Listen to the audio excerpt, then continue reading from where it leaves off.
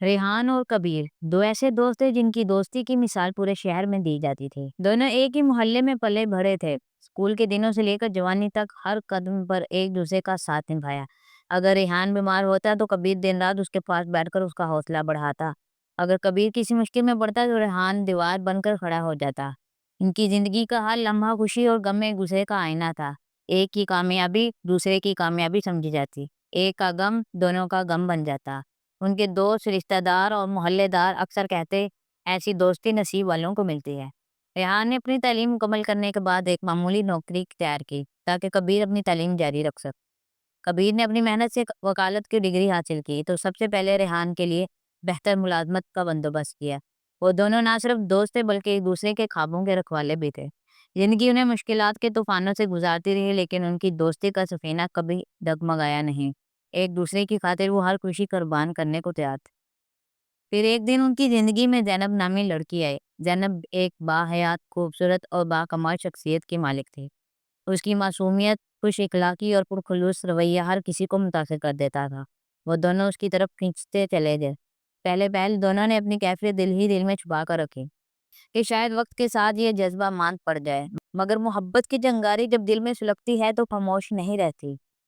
कुछ वक्त गुजरा तो रेहान ने हिम्मत करके कबीर से अपनी मोहब्बत का एतराफ़ कर लिया।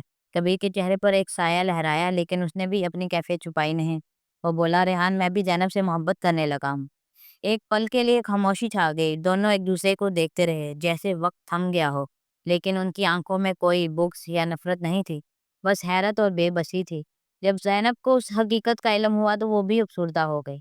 उसने दोनों को बुलाया और नहायत संजीदगी से कहा, मैं आप दोनों की दोस्ती की कदर करती हूँ। मैं नहीं चाहती कि मेरी वजह से आपकी दोस्ती में दरार आए। आप दोनों आपस में तय कर लीजिए, जिसे चाहे मैं उसे शादी कर लूँगी।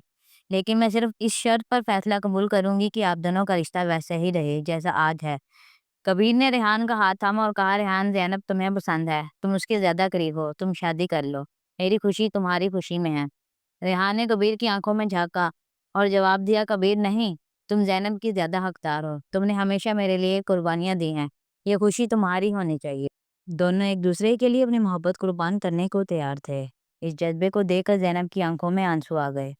वो बोली, आप दोनों तो अपनी दोस्ती की कुर्बानगाह पर मेरी मोहब्बत को चढ़ा रहे हैं, लेकिन मुझे अफ़सोस है कि आपके रिश्ते में दरार ना आए, इसलिए मैं किसी तीसरे से शादी कर लूँगी। यूँ दोनों दोस्तों ने एक अजीम कुर्बानी दी और ज़ैनब ने अपनी मोहब्बत को एक यादगार फैसला बनाकर अपनी राहों का तयन कर लिया। वक़्त गुज़रता रहा, ज़ैनब की शादी किसी और से हो गई। रेहान और कबीर ने अपने दिल की ख़्वाहिश दिल ही में दफ़न कर ली, मगर इनकी दोस्ती का रिश्ता और मज़बूत हो गया। उन्होंने सीख लिया था कि ज़िंदगी में बाज़ औक़ात मोहब्बत की कुर्बानी देनी पड़ती है, ताकि रिश्तों की हुर्मत बाकी रह सके। उनकी दोस्ती आज भी ज़माने के लिए एक मिसाल बनी हुई है। जब भी कोई उनकी कहानी सुनता है तो बेख्तियार कह उठता है, ऐसी दोस्तियाँ नसीब वालों को मिलती हैं।